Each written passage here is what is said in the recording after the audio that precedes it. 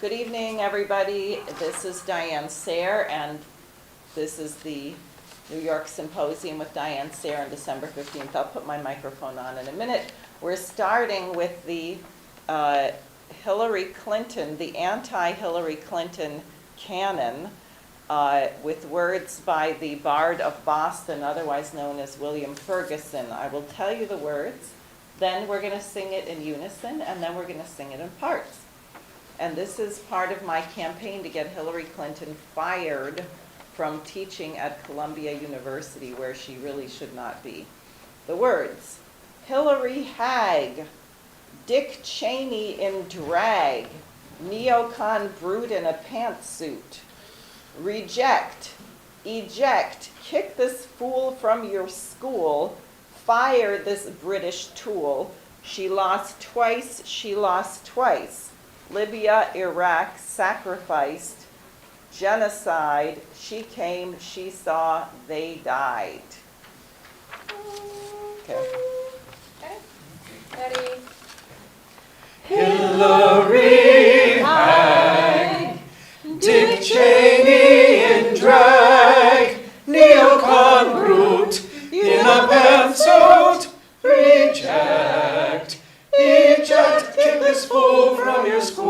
Why this British tool? She lost twice, she lost twice. Libya, Iraq, sacrificed, genocide. She came, she saw, they died. Hillary hag, Dick Cheney in drag, neocon brute in a pantsuit.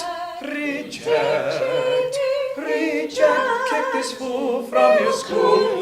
This British tool. She lost twice, she lost twice. Libya, Iraq, sacrifice, genocide. She came, she saw, they died. Hillary hag, Dick Cheney in drag, neocon in a pantsuit. Reject, reject. Thank you so much.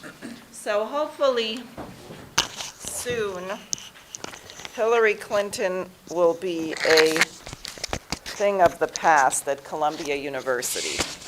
Now, today is an important day. We are on the eve of the 250th anniversary of the Boston Tea Party, and I wanted to read a little bit from the handbill that was circulated in Boston to mobilize the people to participate in it. And I will preface this just by saying that the ships bearing the tea to be taxed from England had first tried to land in Philadelphia, where they were repelled by local leaders and militia. Then they came to New York, and the Sons of Liberty stopped them from landing in New York, and then they went to Boston. And here is what they wrote on the handbill.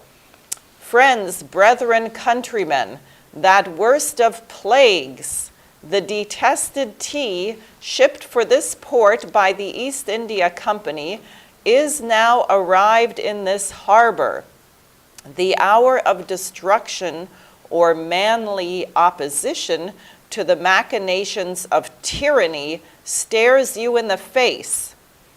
Every friend to his country, to himself and posterity is now called upon to meet at Faneuil Hall at 9 o'clock this day, at which time the bells will ring, to make a united and successful resistance to this last, worst, and most destructive measure of administration.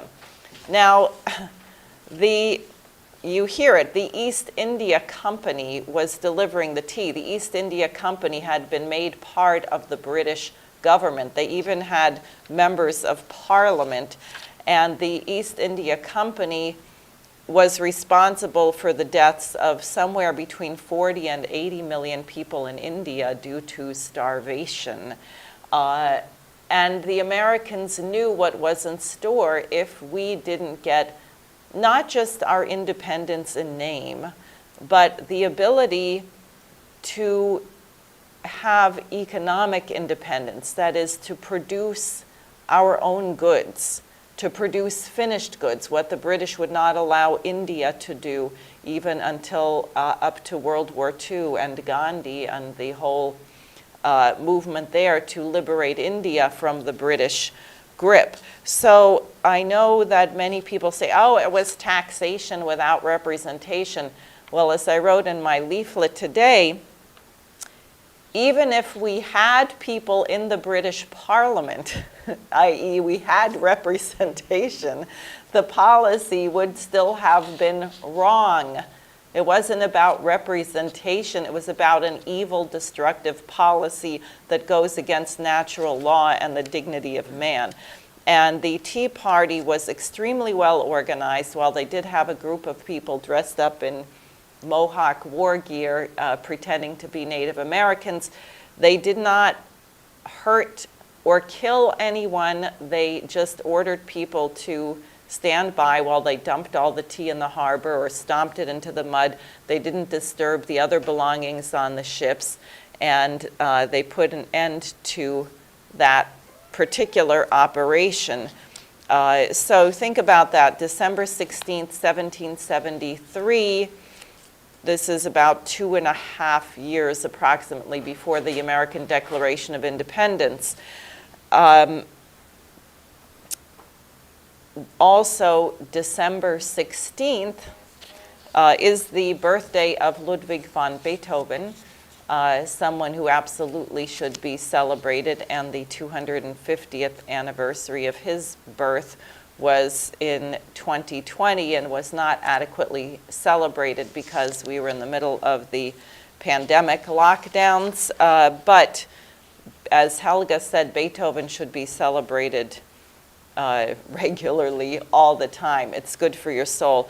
And that's really important. I just wanted to also share something that came across my desk today. It's an article published by John Helmer or by Christopher Busby, who is known for being apparently rather accurate.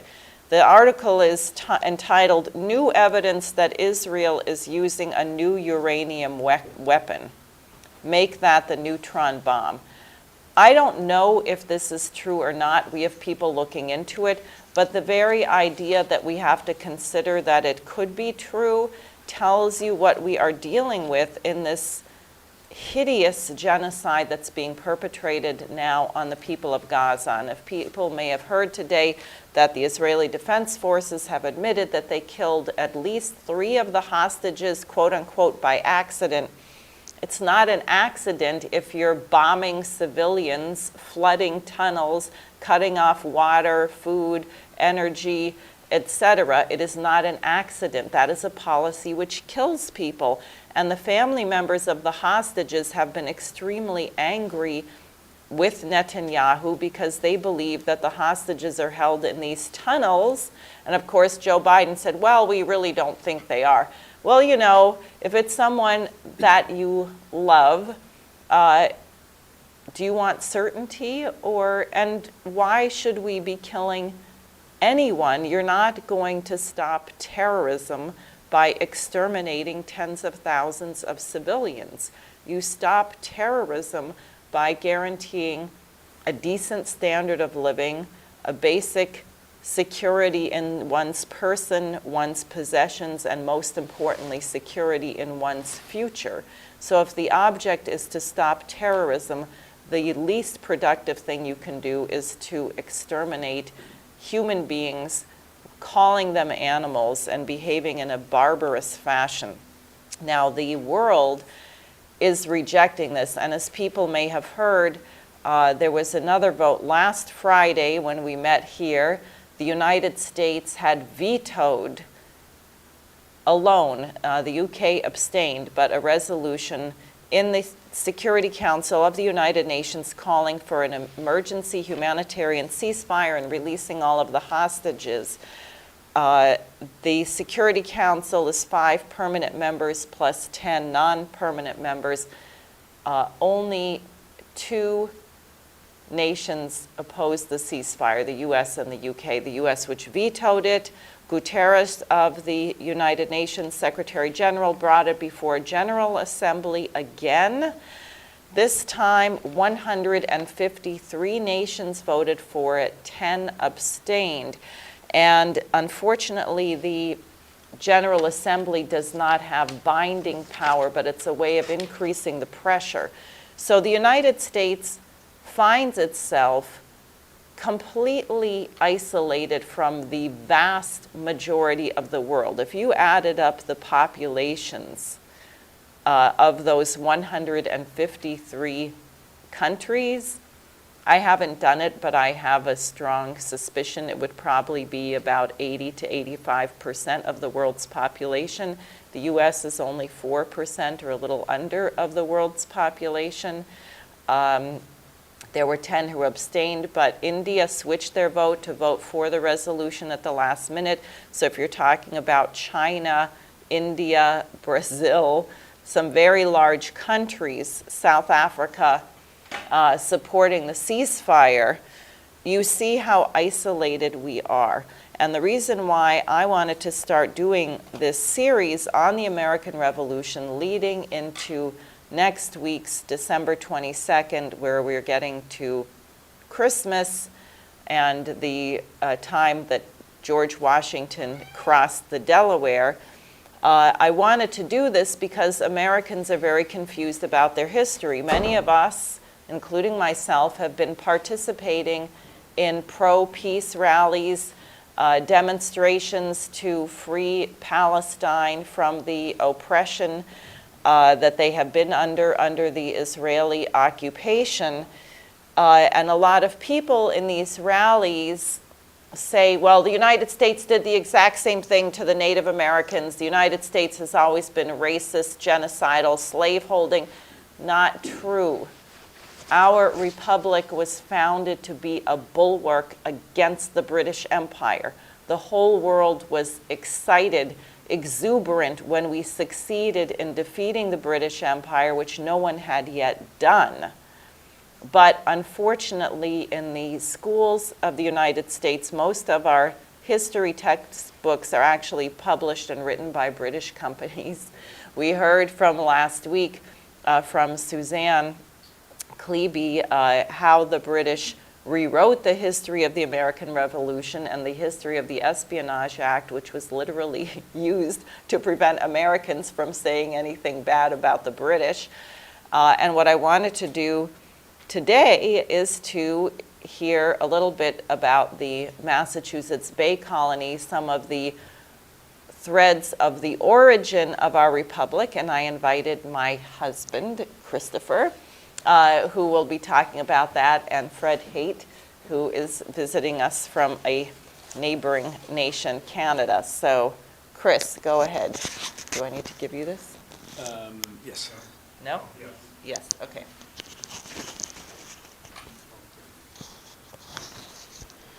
Okay, well, good evening. I wanted Fred here as well because a lot of what I'm going to present tonight was actually written up in some tremendous research that Fred has done, and we're going to go back and forth because Fred knows this inside and out. In EIR magazine, you can read an article. This is from November 10th, 2023. The 1619 Project is bunk. Mass slavery in America was made in England. John Locke, godfather of the Confederacy. And this is remarkable because when I first was asked to do this on the Massachusetts Bay Colony,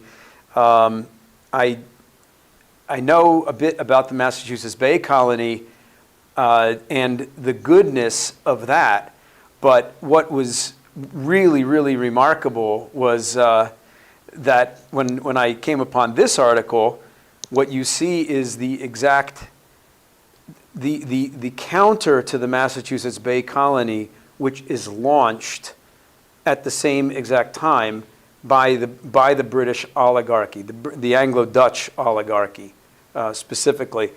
So we're going to get into the details on this, which is absolutely fascinating. And I think it's important for people to think about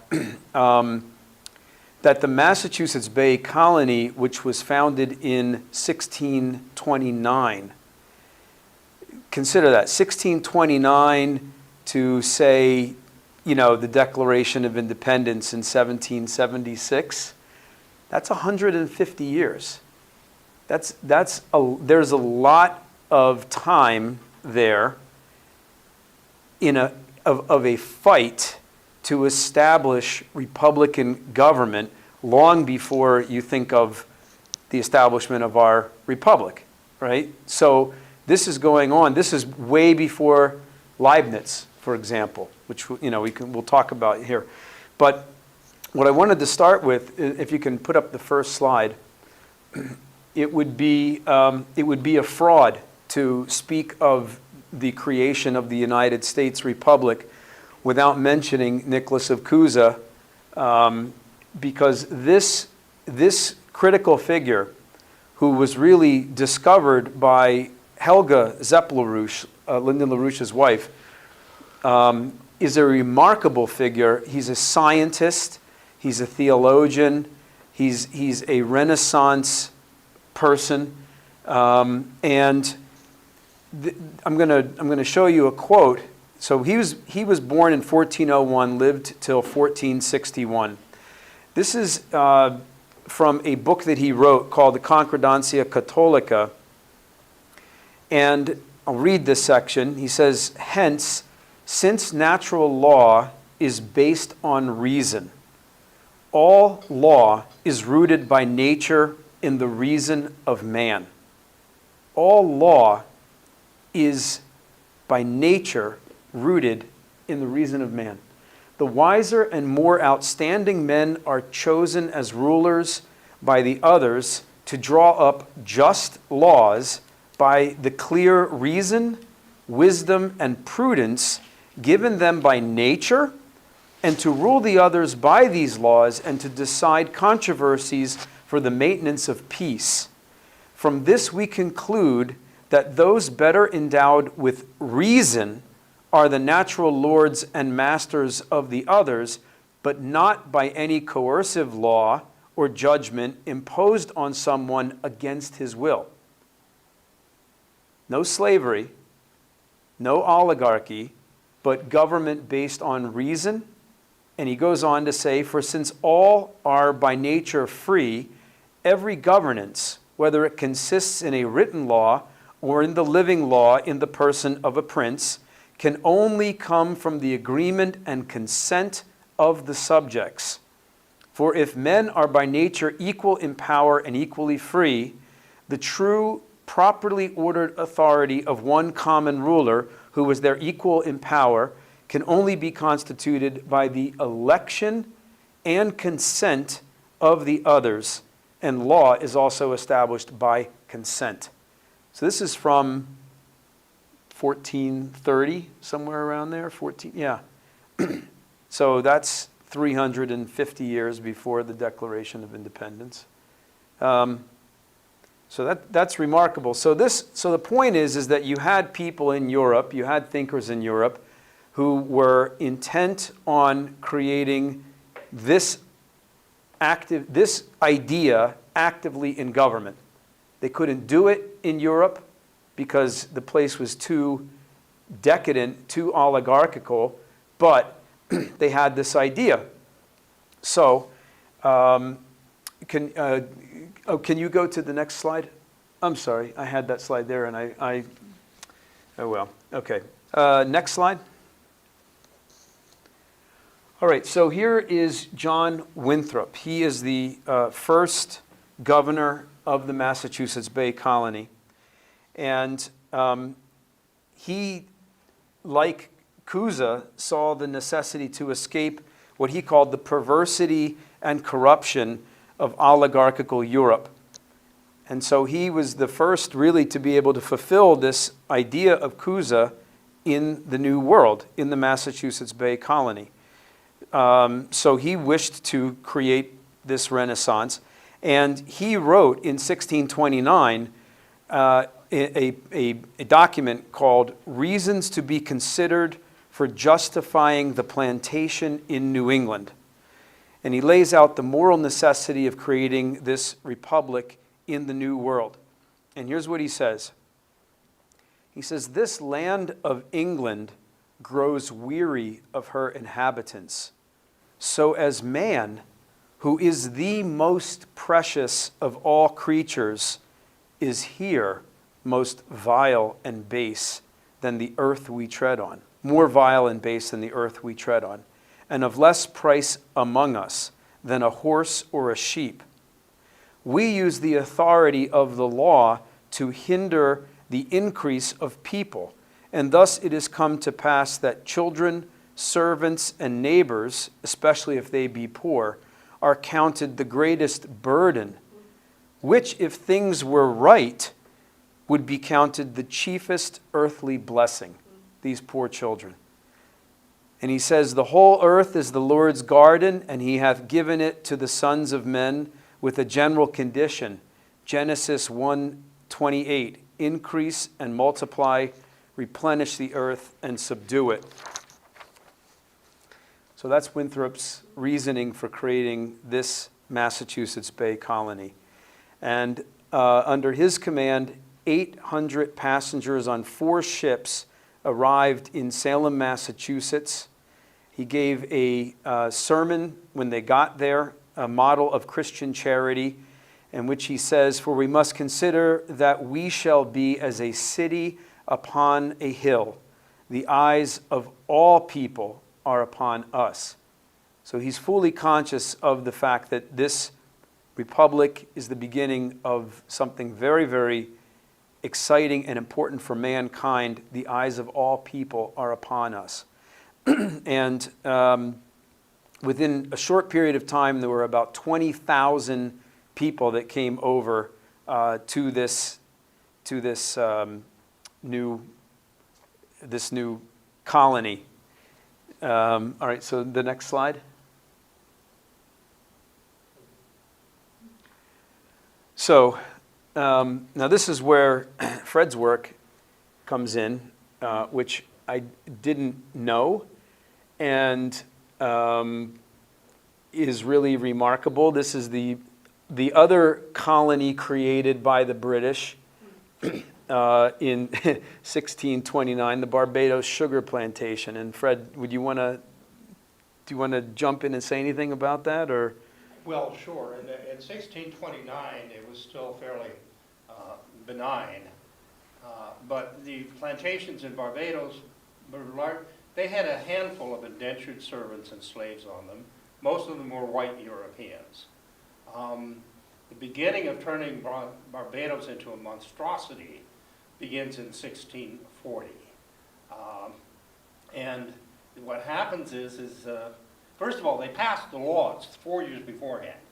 4 years before, in 1636, they passed laws saying that slavery is hereditary, it's lifelong, and you have no rights. Why did they do that? They don't even have any slaves yet. They're planning something. So in 1640, and Barbados is a haven for escaped monarchists as the Civil War goes on and after the execution of Charles I. So a guy named Colonel James Drax goes to Brazil, buys a triple sugar rolling mill, several cauldrons, brings it back, and starts building, creating sugar plantations on Barbados. Whereas previous farms only employed a handful of people, sugar plantations employed between 100 and 150 people. It was brutal work. A slave could only expect to live for about 10 years. And they brought in black Africans to do it. That's what they did. That's why they passed those laws about slavery being racial before they even started it. It was a plan. They had a plan going. So the nature of Barbados changed so much that the number of landowners went from over 8,000 to about 790 because nobody was interested in growing, they just drove everybody else out. All they wanted was sugar. So as more and more of these huge sugar plantations, towards the late 1600s, Barbados didn't even grow food. They had to import food because they weren't going to waste any land that could grow sugar on that. Okay? And so they had a situation that was just terrible. By 1685, black African slaves outnumbered white settlers in Barbados 4-1. And the settlers were so scared that they passed laws that a slave could be branded in the face with a hot iron merely for showing the slightest opposition to a Christian. That's what Barbados had become. And you want me to go into Carolina a little bit? Well, let's go. Wait. Yeah. Let's wait. Okay. Yeah. Because it's because so that's what's happening there now. In 1638, the Charles I, who is the son of James I, is now king, and he attempts to revoke the charter for the Massachusetts Bay Colony.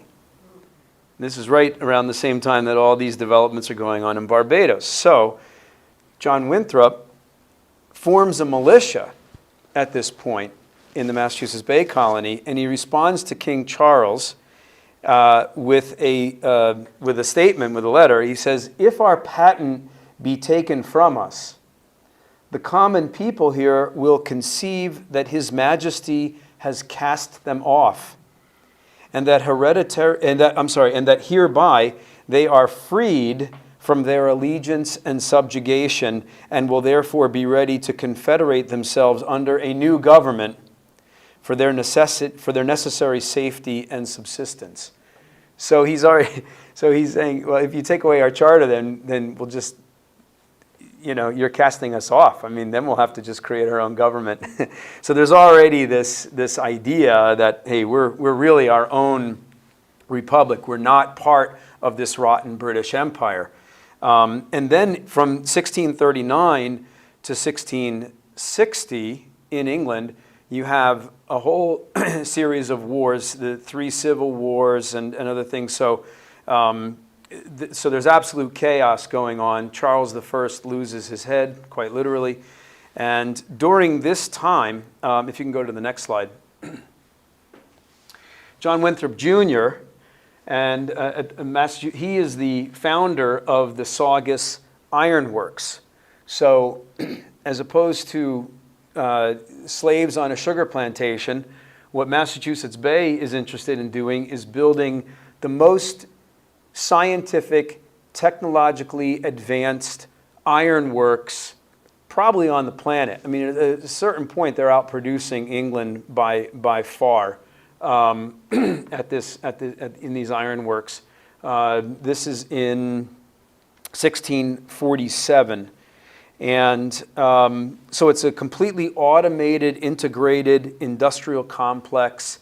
They make big sheets of iron that are then, blacksmiths can use to make tools and all kinds of stuff. It's totally. Now I will say there are indentured servants working here, mainly to pay for their trip over to the New World, and they can become free once they have worked to pay off their fare to come to the New World. So they're not going to be slaves for the rest of their lives.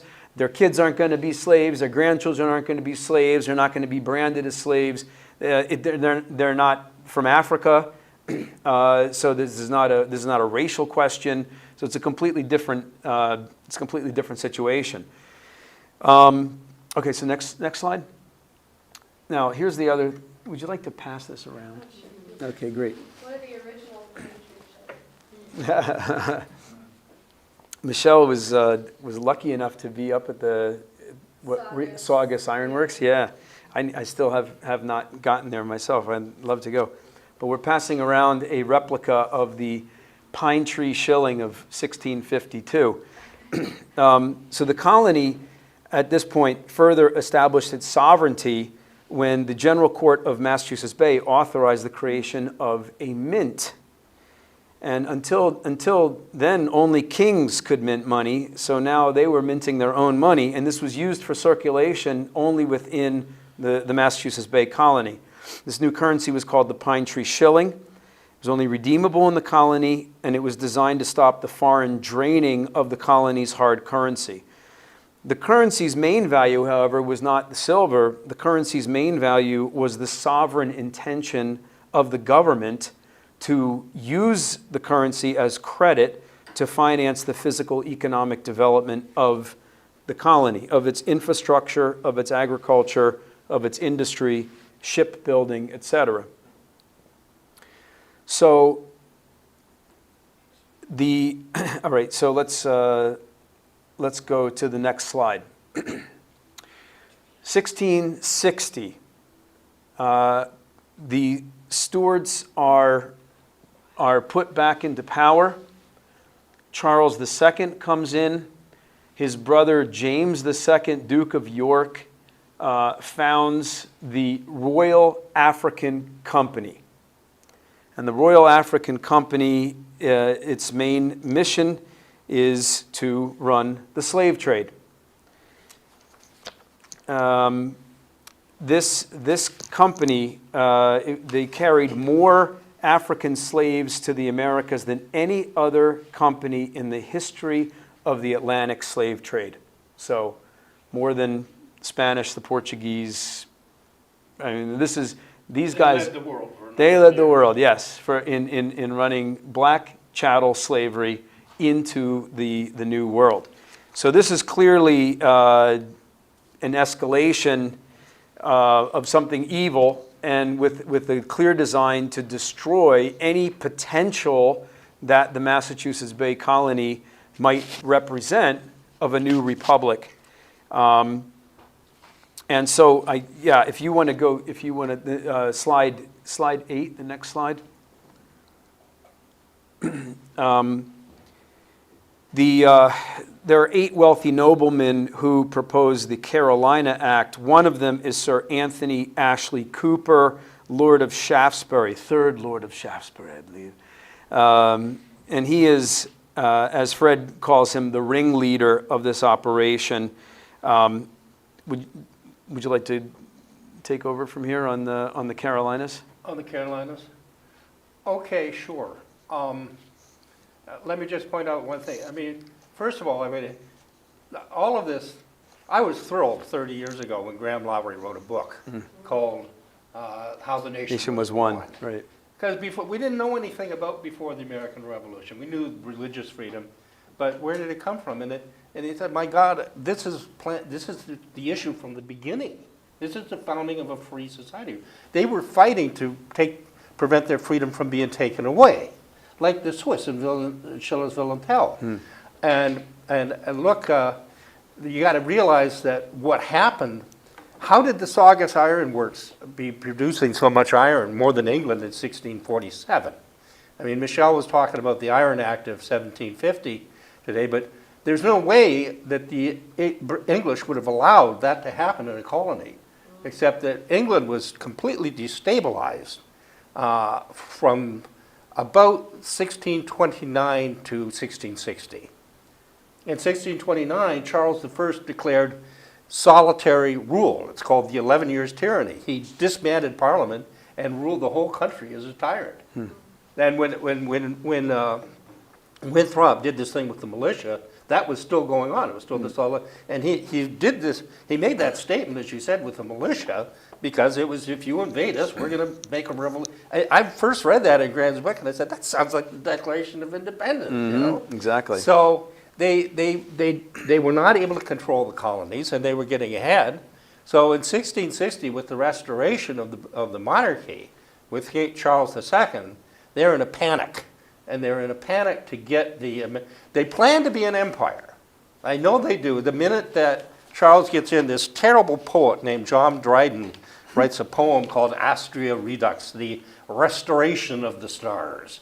And he says, but like the sea in boundless circles flow, your much-loved fleet shall with a wide command besiege the petty monarchs of the land. They're talking about it. The empire is the idea. And the first thing they got to do is they've got to get the empire under control. And so they immediately set up a council of trade and a council of plantations. Shaftesbury, he's Anthony Coupler at the time. He later becomes the first Earl of Shaftesbury. He is, one of his biographers referred to him as the closest thing to a colonial minister England has ever had. He was on the Hudson's Bay Company. He was he led the Carolina Lord Proprietors. He was on the Bermuda Company. He was on everything. So what did they do? They start having reviews to say, how can we revoke these freedoms and charters of the people in Massachusetts? And the minute that he gets in, the city of Boston sends a petition saying, you better remember that your father gave us our freedom and you better not do anything to take it away. In 1664, Charles II sends 4 royal commissioners over to the colonies, and they're coming here to make trouble and get the colonies under control. Charles actually issued secret orders, which have been revealed, if I can find them. Well, anyhow, he says, it's to bring that, oh, here it is, yeah. This is the orders he issued to the royal commissioners coming here. And he said,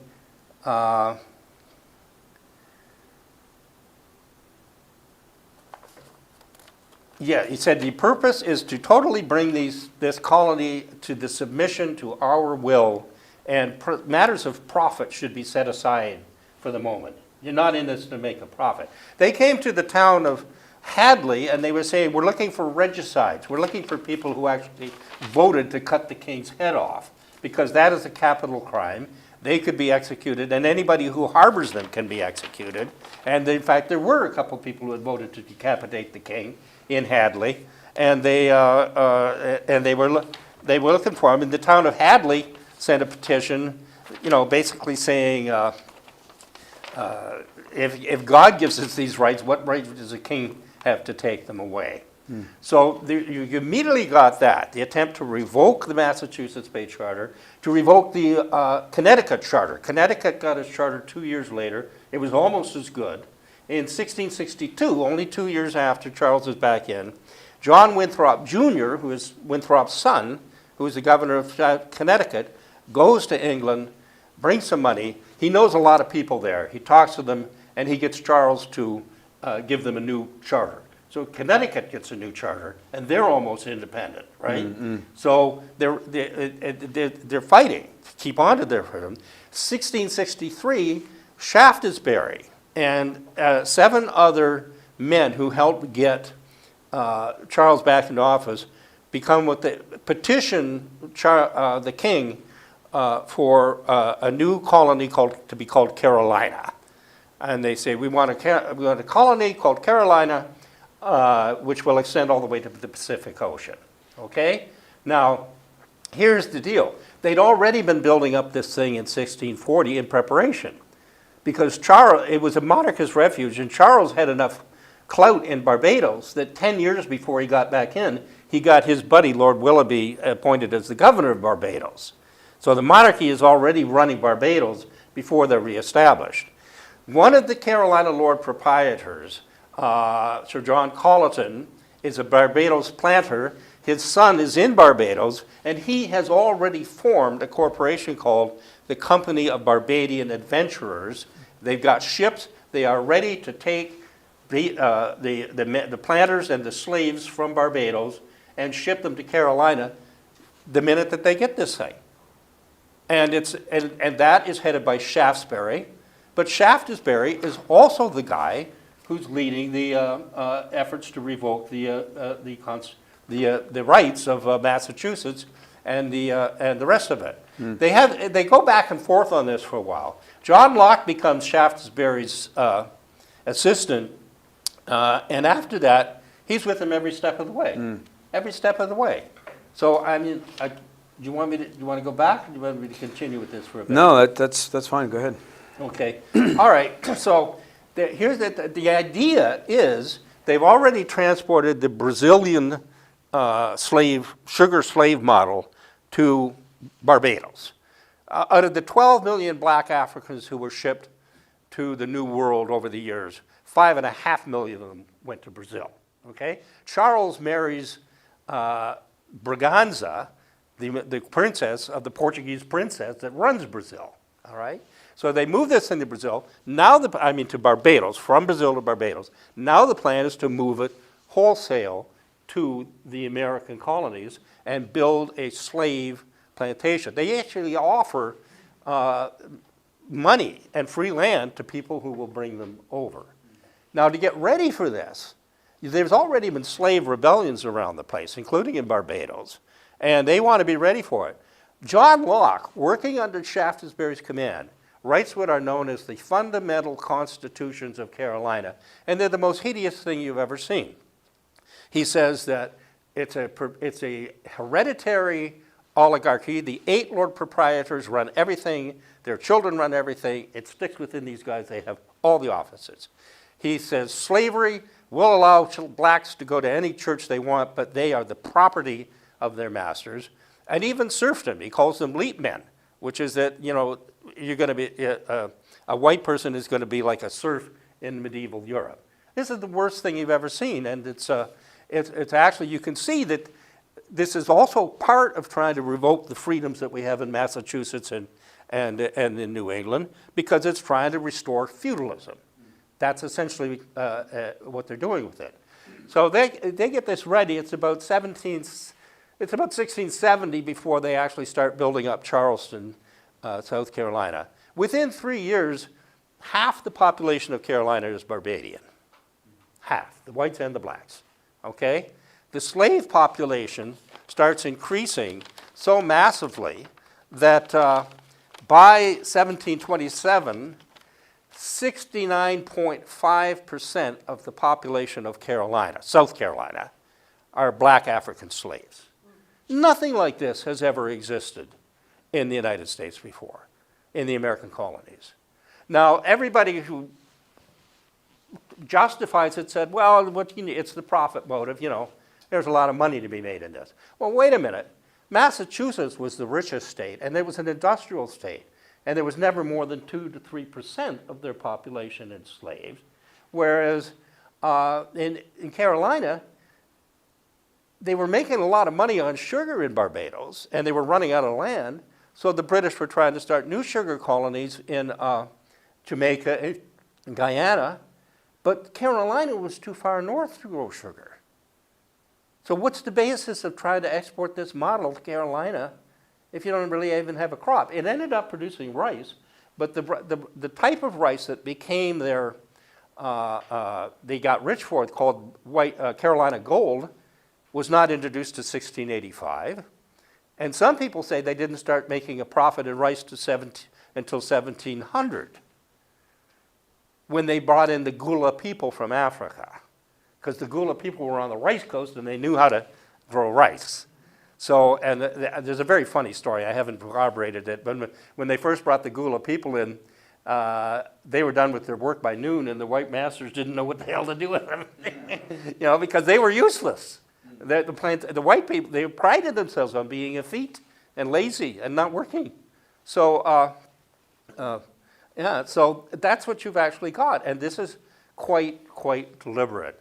And well, that's the point that you make here with this quote from Charles, right? The general disposing of that people to an entire submission and obedience to our government. That's what they're the orders to Colonel, right? All designs of profit for the present seem unreasonable and may possibly obstruct the more necessary design upon their obedience and loyalty. Thank you. Right. So they don't care about the profit. Right. It's about. Yeah. Yeah. Exactly. Now, I'll give it back to you in a sec. Can I say something? Yeah. May I use the microphone? Yeah. Thanks. Just, I want to really dwell on this, because the myth, we hear this all the time. The United States was built on slavery, Well, what you see is the slavery was deployed by the British to destroy the United States. This is very important, and I would say you can think for a moment about what's happening now with the migrant population as well. This is typical British policy, is you use one group of people, you deploy them in effect for their own destruction to destroy another group, another society. We heard this from Fletcher Prouty when he described how they got the war going in Vietnam, where they moved people from the north to the south. But this is not a new phenomenon. But it's extremely important with the question of slavery, because you have these people saying, and this nation was built. No, we were not built on slavery. We were nearly destroyed by slavery. And that's not the fault of the people who were enslaved. That was the policy of the British Empire. And you can figure it out. You can think about it. Frederick Douglass describes how he was convinced by all of his masters that when he got to the north, everyone was going to be horribly impoverished because they didn't have the slaves waiting on them. And then he gets to the north and discovers, oh, they have indoor plumbing. Because a machine, in terms of physical labor, with some scientific progress, can be infinitely more effective than a human being at physical work. The point of a human being is the mind. That's what makes a difference. So the point of slavery was to destroy the United States. And I can't say that enough, and we have to, people have to really get this. That's it. Yep. And go to the next slide if you could.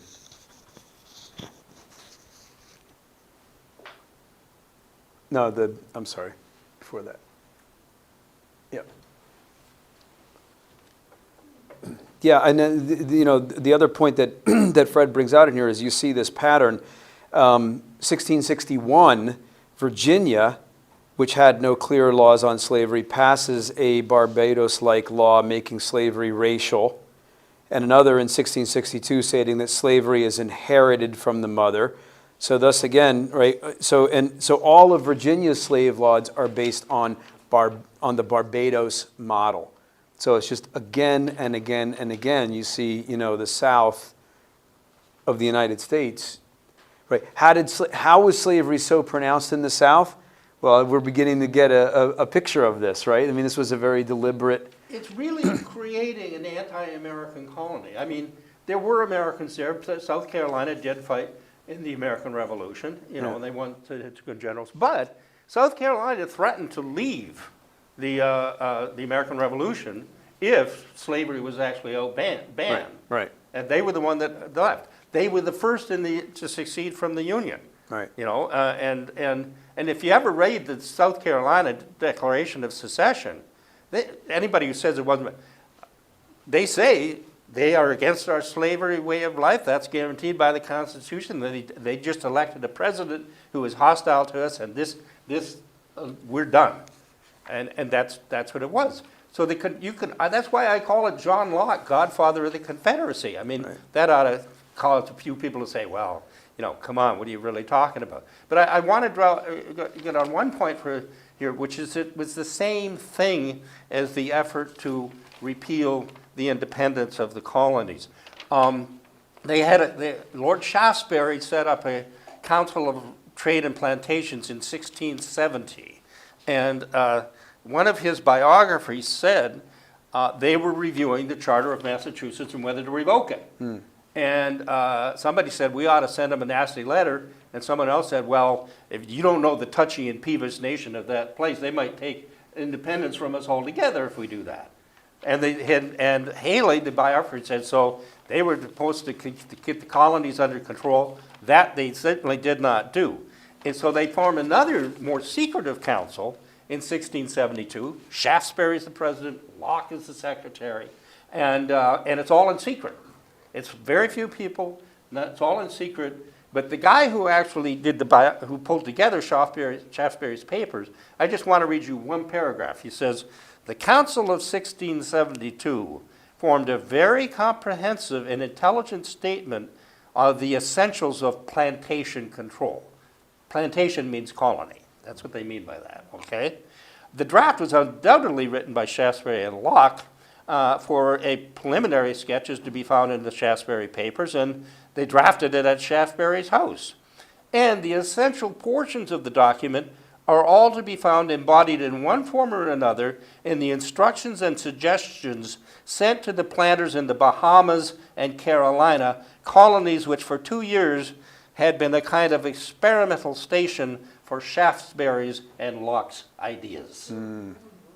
So they're circulating their ideas on how to destroy the independence of Massachusetts and Carolina in the Bahamas, and they're just flip sides of the same coin. It's just, you know, they're not two different operations, and both of them have the effect. And just when you look into the personages, how many people have heard of Governor Andros?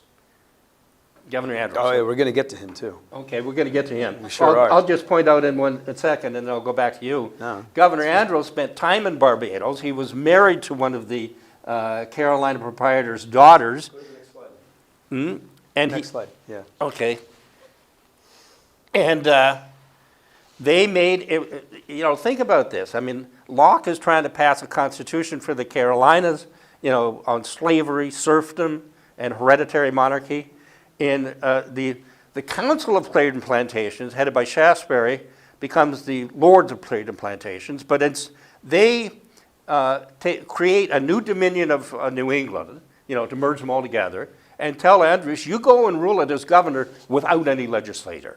They send him in to be a British-style governmental dictator. He also is one of the biggest investors in the Royal African Company. Right. Right, which is the people who And so is John Locke, and right? so is John. Oh, Shaftesbury invests, and he tells John Locke to invest. He Right. says, put your money John in Locke, here. the guy who they tell you is the founder of our great ideas, right? Locke is life, liberty, and property, you know, which of course is not in the... Well, I must say one thing, though. He did say that we don't know anything. Our mind is born as a blank slate. Right. And what better philosophy for a slave state Right. than to say, you know, we're born blank. We have we'll no just- conscience whatsoever, we'll, right? We'll just shape you into whatever we want to shape you into, right?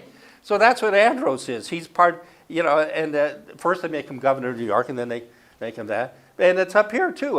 One of the Carolina Lord Proprietors is owned Virginia. Carteret, George Carteret. But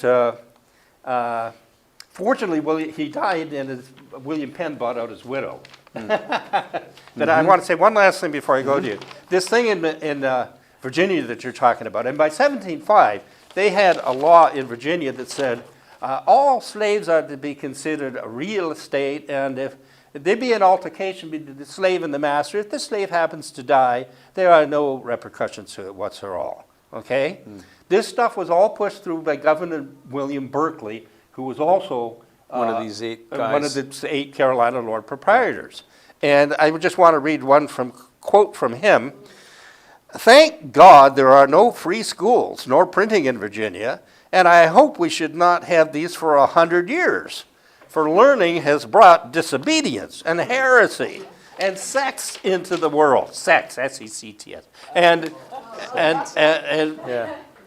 printing has divulged them and libels against the best government. God keep us from both. Okay?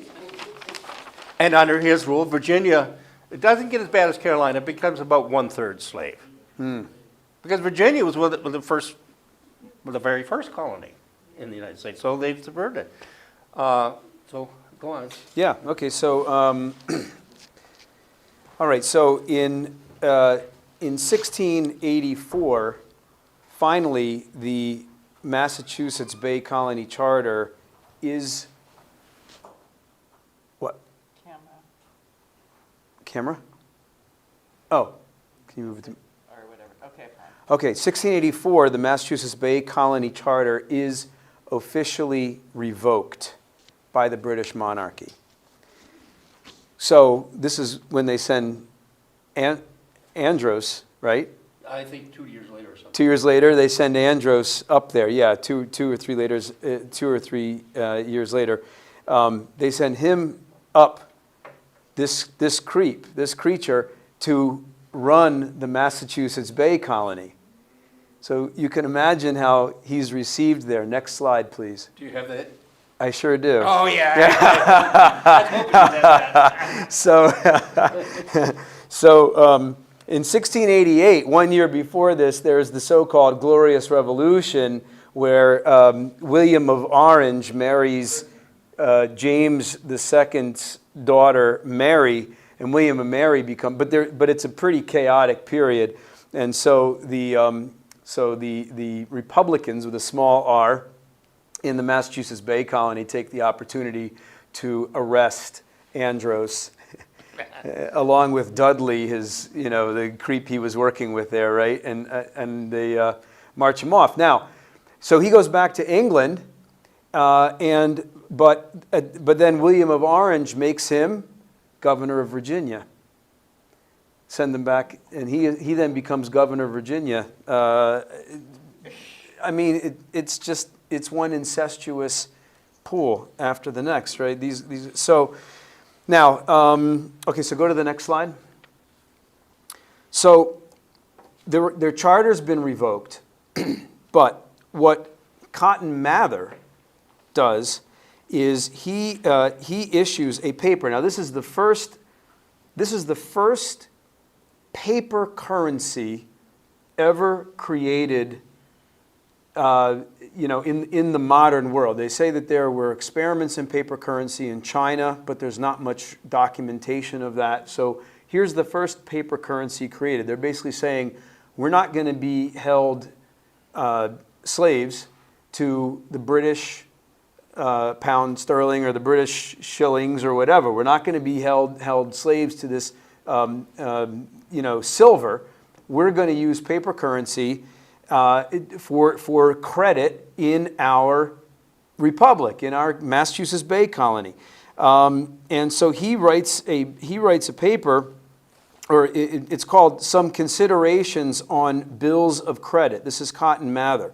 And he's basically chastising the population of Massachusetts Bay Colony. He says, because people are saying, well, we don't want to use paper currency. We want silver. We want, real hard currency. He says, what is the security of your paper money less than the credit of the whole country? Country. He uses the word country. 'Tis strange, yea, that the bill, as I have heard, of any magistrate, the bill, the paper, right, of any magistrate in the Western English plantation shall buy any commodities of any of the planters, and yet our people in this pure air be so sottish as to deny credit to the government when 'tis of their own choosing, the government of their own choosing. Had the single gentleman above named a good bottom for their credit in their warehouses, and are not the whole estates of the Massachusetts as good? Is the security of one plantation magistrate better than all the Massachusetts representatives? Can that one magistrate give force to the contracts, and cannot all our government do the same? If we are reduced to Hobbes's state of nature, which says is a state of war, and then the strongest must sake all, I say if such foolish conceits were not entertained, there would not be the least scruple in accepting your bills as current pay. So this is really, really polemical. Does he say Hobbes? He says Hobbes. He attacks Hobbes. If we are once reduced to Hobbes's state of nature, we are in a state of war of man, all against all. He attacks Hobbes. He's attacking the British so-called Enlightenment philosophers here. So this is really amazing. 1 year later, Andros becomes governor of Virginia. Go to the next slide. So I just want to develop a bit more about this important figure, Cotton Mather, who writes this paper. One of the most beautiful things ever written is this essay, To Do Good. And it had the most profound effect on Benjamin Franklin, who was born 4 years before this paper was written. So you see the continuity here of the Republic of the United States, coming into being from over this 150 years. You see how this works, right? So this essay to do good, he says, it is an invaluable honor to do good. It is an incomparable pleasure. A man must look upon himself as dignified and gratified by God when an opportunity to do good is put into his hands. He must embrace it with rapture, as enabling him to answer the great end of his being. Government should vigorously pursue those noble and blessed ends for which it is ordained, the good of mankind. So that's from in there. And I also want to point out his instructions on singing. And I think that the Sons of Liberty, of course, they were famous for having choruses, and so you also see, the seeds of that here. He wrote a book on singing. Yes. Wow. Yeah. Yep. Can you read that for people who can't see it necessarily? And the accomplished singer instructions. First, how the piety of singing with the devotion may be obtained and Expressed.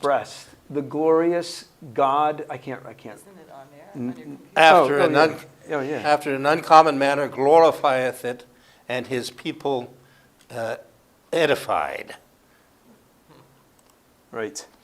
Wow. All right. So, next slide. Okay, there he is, Ben Franklin. So he was born, as I said, 4 years before this work, the Essays to Do Good, was written. And he read it when he was 11 years old.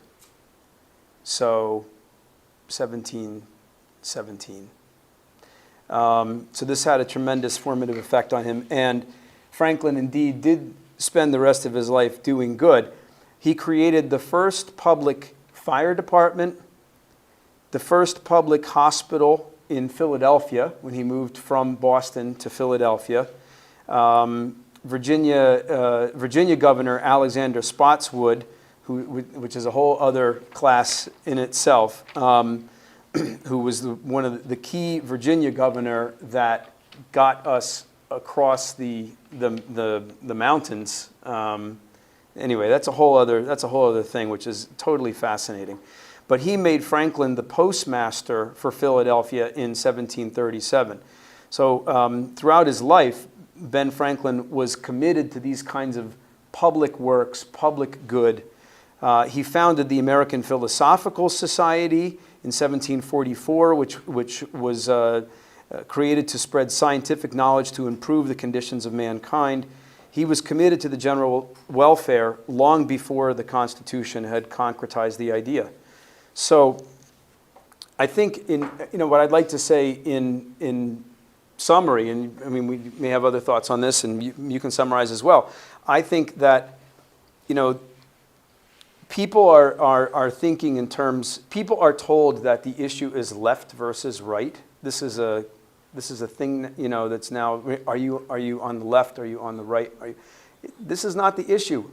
It's Republican with a small r versus oligarchism, and that's the only thing that matters. Left and right don't mean any. Left and right are the playground that the oligarchs play on and manipulate us against each other. The real fundamental issue is this question of republicanism and the view of man in the image of God, and that government is to serve man in that image of God. And that's what the United States Republic was actually founded to be. That's what the Massachusetts Bay Colony was founded. So I was just totally blown away by, you only understand the Massachusetts Bay Colony when you juxtapose it to what Fred elaborates on and brings out, which is remarkable on this question of the evil of the British Empire. So, Yeah, well, thank you. By the way, but just one thing on John Locke and property, because he believed in life, liberty, and property. Right. The slaves who were brought over by the Royal African Company were branded with DOY. And you know what DOY stood for? Property of the Duke of York. Wow. That was Charles' brothers, James II. James II, right, Who founded it, you know? right. But I want to say one thing about the founding of the Massachusetts Bay Company, because these attacks on the United States, and always based on slavery, are part of attacks on the whole idea of the New World, as are attacks on Christopher Columbus. The idea of the New World came out of Nicholas Cusa and his circles, and the idea is that if we're ever going to have the type of liberty that Chris is talking about, we have to get away from Europe because it's just too much run by oligarchs. You can't beat them here. We have to find colonies in the New World. And there's in 1516, Thomas More wrote a book called Utopia. They had just sent Giovanni Cabato to explore the New World. And in Utopia, the only slaves are people sentenced to death. And slavery is a reprieve for them. It's not racial, it's not hereditary. And people in the New World only work 6 hours a day. You know how they can get away with that? They don't have any oligarchs who do nothing and take all the money to support it. And then the entity says, you know, I've noticed that the people who don't do anything get all the money and the people who work hard don't get any. It should be the other way around. Shakespeare, in his last play, The Tempest, it's probably based on a shipwreck in Bermuda. He actually calls the people the Bermudes. And there's a guy named Old Gonzalo in it who starts talking about the Commonwealth, and he's basically citing Thomas More. So Shakespeare has these ideas. Miranda in it says, oh, brave new world that has such people in it. And don't blame Shakespeare because, you know, Aldous Huxley tried to destroy that conception later, you know. Francois Rabelais it has a whole section in his third book on Utopia, which is based on Thomas More. He's French, they're English. He doesn't care. They are followers of Erasmus. They're trying to build this new civilization. And they understand the importance of populating it. I mean, Rabelais actually says Utopia had like 10 trillion people in it or something like that, not counting children in them. And they talked about the highest skill levels, bringing over the highest skill levels. And that I don't know all about it in the Spanish and Portuguese colonies. I need help with that, and I've asked Tim Rush to get some people to work on it. But there was a fight there, too. There was a fight against slavery. The Pope passed an encyclical saying you're not going to enslave the natives. And there was a big fight over whether blacks could be shipped from Africa en masse. They used to be, they had to go to Lisbon or Madrid first, and there was only 2 or 3 of them. And then in 1518, they passed, Charles V passed a resolution saying you could ship 4,000 black people directly from Africa. So the people like Winthrop are trying to find that's a beacon on the hill, a new world that's a better world. The oligarchs are going to come over too, and they're going to destroy it. And slavery was one of their main institutions to try and undermine that, because it undermines the morality, it undermines the economy, it undermines the very purpose of it. And in creating Carolina, at the same time as they were trying to revoke the Massachusetts Bay Charter, they knew that they were creating anti-American societies, which is why it ended up in a civil war, right? Now, there's one other, have we got time to go into one other short thing? Very short. Okay. What was the first state to ban slavery? Rhode Island? New Jersey? Hmm? No, I'm not sure. Before it was the Revolution. It was Georgia. Georgia? Oh. Interesting. I have to tell you this. I took a tour of Georgia once, Savannah, just because it was beautiful. And the tourist guide says, well, General Oglethorpe, he was friends with the Indians. He built the first statue to an Indian, Tomachichi. All these Salzburg Lutherans were escaping. He supported them. All these Jews came over to escape oppression. London wanted them back. He supported them. So I asked the lady, well, surely he didn't oppose slavery. He did. He banned slavery as soon as this place was founded, and he got a law passed in England banning slavery. Mm-hmm. And he did it. His father was a friend of William Penn. And he did it, he said, to counter what was going on in South Carolina. He saw this, he said, this is going to destroy the Americas. We've got to counter that. I got to prove that you can build a society that is not based on slavery. Now, he had 15 trustees helping him with this. One of them was Thomas Coram, a sea captain. He was also the founder of the Foundlings Hospital, where children who've been abandoned came. And Handel wrote, he not only gave money to it, he wrote a whole anthem for it. And when Oglethorpe brought the natives back to England, he took them to Handel concerts.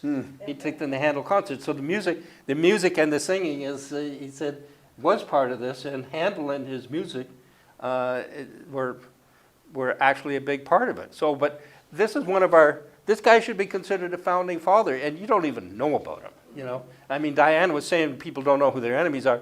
We don't even, we need to learn who we are, Right. you know? Right, that's the point. Can I say something? Yeah. Just to wrap up here. So could someone hand me one of the leaflets back there?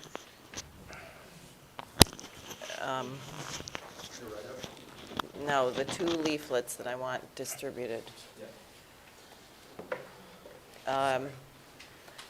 So in the last weeks, as people may know, I have been bringing up this question that we have a presidential election in 2024, and we have no one running for president who is qualified to become president.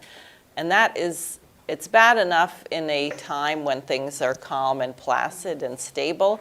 We are in a moment of great upheaval and turbulence where, in a sense, there is a new world coming into being, and we're not in it. We're on the wrong side. We're acting like the British Empire, which is not our birthright as Americans. We should be part of this. So we need a presidency that reflects the principles of the American Revolution.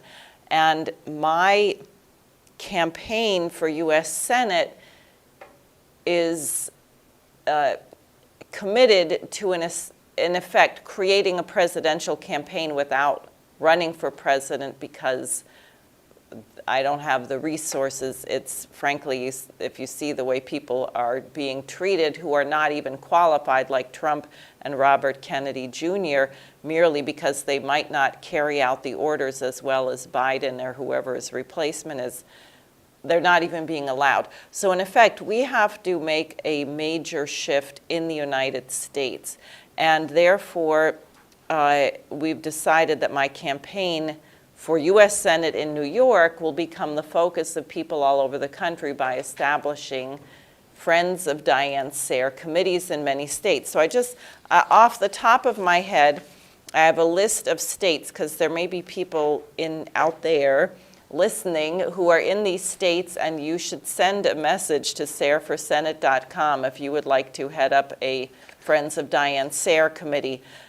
We need people in Arkansas, Arizona, Wyoming, Colorado, the Carolinas, Kentucky, Vermont, New Hampshire, Maryland, Tennessee, Alabama, Mississippi, and Georgia. And there are others. We have about 21 states so far. But if you're in any of those states, I would love to add those states right away. I also wanted to say, given that tomorrow is the 250th anniversary of the Boston Tea Party, I have this short statement. For the 250th anniversary of the Boston Tea Party, celebrate the American Revolution by completing it. And that is up on the Sayre for Senate website under leaflets. So if there are celebrations of this great defeat of the British East India Company in Boston Harbor, please print out the leaflet. On the back in this case, but it's another leaflet on the website, I have a leaflet called What's Happening in Bethlehem This Christmas. Maybe you should do something about it before celebrating. Every day that there is not a ceasefire, it is not only that hundreds of more Palestinians die, but the conditions are worsening so that you will get not to a linear collapse, but catastrophic. Something like over 300,000 people there now have respiratory infections. It's cold. They don't have clothing. They don't have housing. This has to stop. The fact that the United States is arming this assault, perhaps even with uranium, perhaps even, we'll find out if there's really neutron bombs, or, and that Biden is condoning the flooding of the tunnels. Remember, Biden sent cluster munitions to Ukraine. This is being done in our name. This is being done in your name. It has to be stopped. So the point about my statement about Bethlehem is this should be going out at churches everywhere this Sunday. So we have a lot here in New York. I would urge people, print it, take it off the leaflet, use it from my website, put it on social media, put it on the Facebook page of churches that you know. Get it around.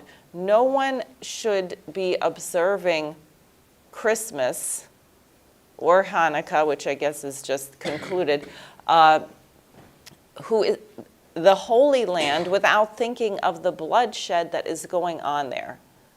And we are responsible, and we have to get it stopped.